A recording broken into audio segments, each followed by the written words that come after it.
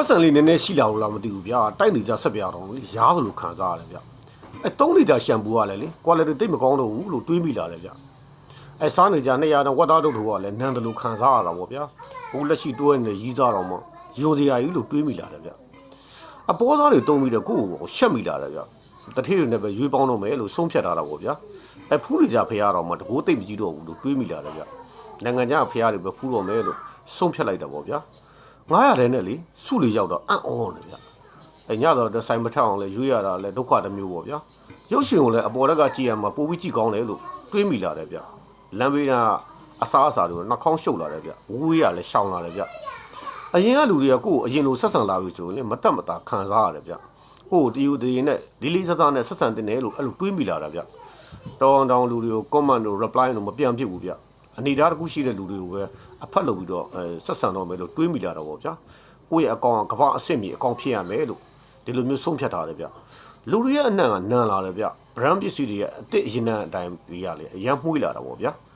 ကိုတော့တိတ်မလှဘူးကြတိတ်ပြီးတော့ပညာမတက်ဘူးကြဒါပေမဲ့တကူလုံးငွေအောင်ကြောက်ဗျာတစ်ဖိတ်ဖိတ်တောက်နေတော့ထင်ရတာဗောဗျာ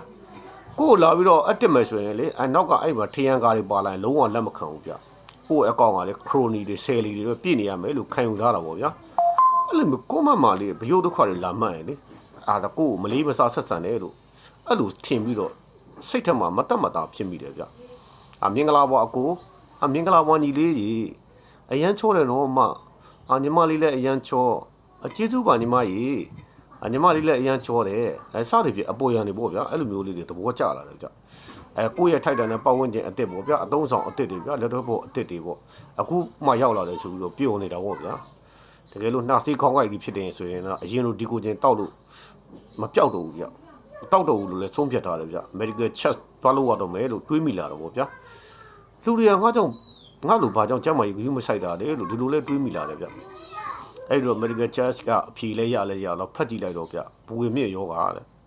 အရန်ကိုခြေနဲ့တော့တယ်ဗျာဒီယောဂါနဲ့တည်မယ်ဆိုရင်လည်းတည်ပြောပြီးပေါ့လေကဲဘူဝင်မြင့်ယောဂါတွေတို့က